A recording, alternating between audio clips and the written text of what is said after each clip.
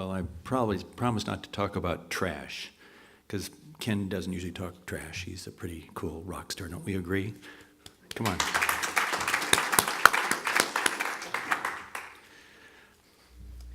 on. Before we really get into this, I'd like to just get a show of hands.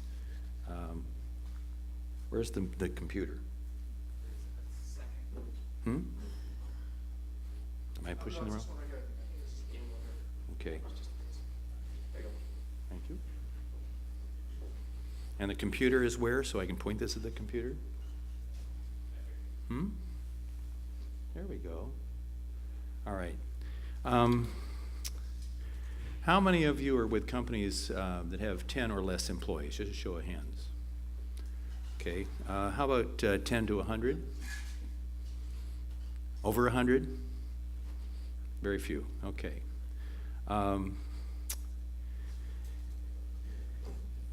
How many of you have made mistakes in hiring people, whether it's for management or for lower levels? How many of you have been disappointed with the process or with the results? Okay, I think we all have, right? This is a dumb question, but how many of you would really like to attract rock stars? I think we all would like to attract rock stars. And we think we are when we're hiring them. So let's go through some of the pitfalls that might get in the way of you attracting rock stars. By the way, how many of you believe that the people that you have in your team are the most important asset, even more than money or even the IP? I think we all agree on that. So let's see what we're doing wrong in terms of getting better people, and what are some of the things we can do right to get better people, which we're calling rock stars, okay? Okay, I'm doing something wrong. There we go. Let's go through a few myths. Rock stars are not seeking you, okay? They typically are already in a job they like. Doesn't mean you can't attract them, but how are you going to attract them? Through ads? No. 'Cause the people you want are the ones that don't respond to help wanted ads, are not on the job boards. If they were, my job would be easy in headhunting. I just run ads all the time. For 40 years, I found the final candidate, the best candidate, almost always doesn't even have a resume, let alone be on the job boards or answering ads, because they already have been promoted or recruited into a good job. Doesn't mean you can't recruit them to something that's even better, but they're not looking.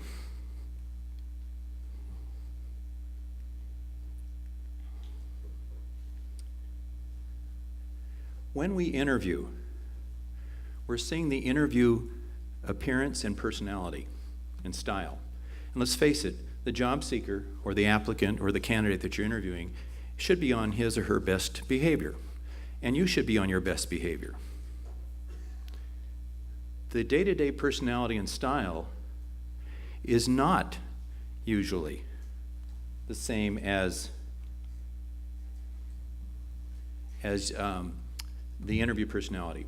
On either side, the example I like to give is Ross Perot. Now, the young people don't even know who Ross is. How many of you have gray hair? I mean, how many of you know who Ross Perot is? Okay. If I were Ross Perot and I wanted to hire you, I'd be in a selling mode. I'd be Dr. Jekyll. And you look me in the eye, I'm really Dr. Jekyll at this moment. But after you're on the payroll, you see Mr. Hyde. That's the employer side. Same thing's true on the prospective employee side.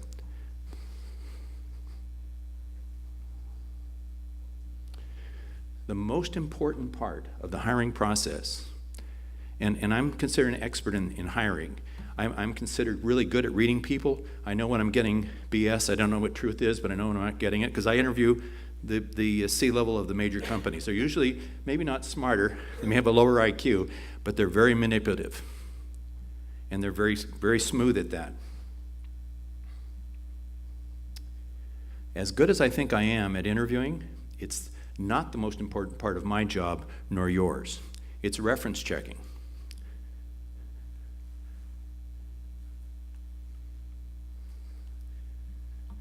The problem with reference checking is we've already fallen in love with the candidate. So we call, if we call, we hope, we're already convinced, so we hear what we want to hear. And we usually spend just a few minutes. And if you want to do this right, you need to spend more time, probably at least 20 minutes, just to get the reference to let their hair down. Now, I've heard this, all you get is name, rank, and serial number. I've been doing this for 4 decades. I get dirt from friends, or at least dust from friends. You can get truth if you know how to do it. You've got to spend more than 10 minutes, because friends don't want to hurt their friends, enemies don't want to get sued. You also have to build trust in you, if you're making the referencing, if you're doing the referencing, and in the process. If the person's on the other end who has some knowledge about this, they fear you're going to write up what you say, and that'll be seen by the candidate if they're hired. So don't write it up as a single report.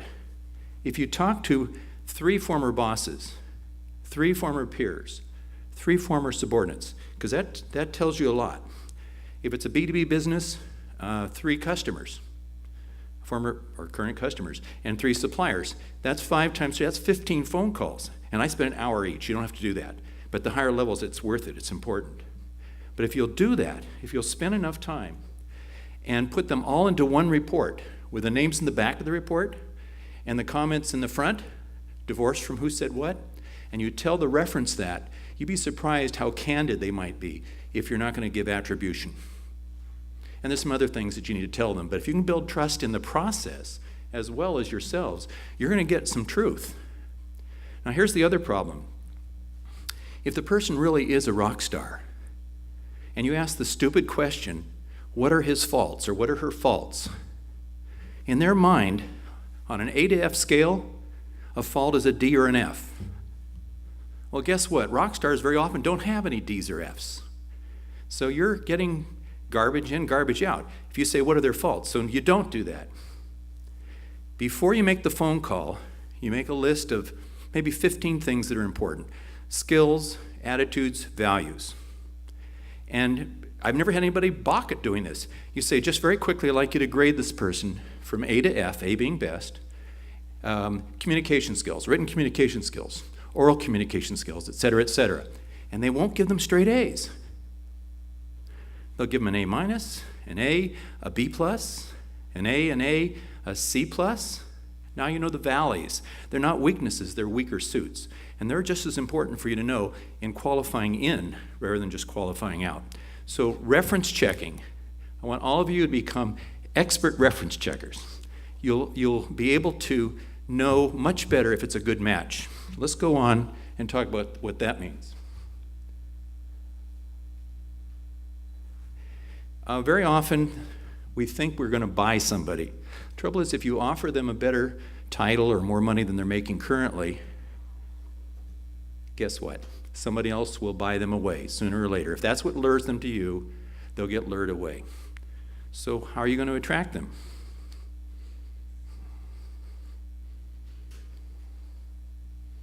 Let me give you an example. Years ago, I'm giving away my age, we rode horses to work. Years ago, J.W. Marriott was building a chain, hotel chain. He had a restaurant chain, but he also was building a hotel chain. And I was trying to do recruiting in the hospitality industry. For the life of me, I couldn't recruit people, or it was very difficult to recruit people from Marriott. Not because they were overpaid. They were not overpaid. They were overloved.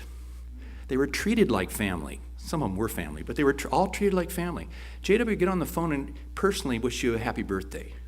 Personally, how's your brother doing at the hospital? And during the holidays, I wanted to personally call you and wish you happy holiday. I mean, they really felt loved. Now his sons, Bill and Dick, were better trained in business, but they weren't. They lost a little bit of that. So it went from great to not quite so great, but it didn't go down here. But if you want to attract and retain rock stars, don't do it with money. Do it with the things that get to their heart. Okay? So even if you think your company is so great, and I've had clients that say, well, I'm going to give him less money than he's making now because he's going to work for my great company. I don't represent those clients anymore. Just because you have a good company and they're a good person, you're a rock star company, and they're a rock star, it won't necessarily be a good match. Okay, if it is a good match, besides bringing them into family, they have to fit the family, right?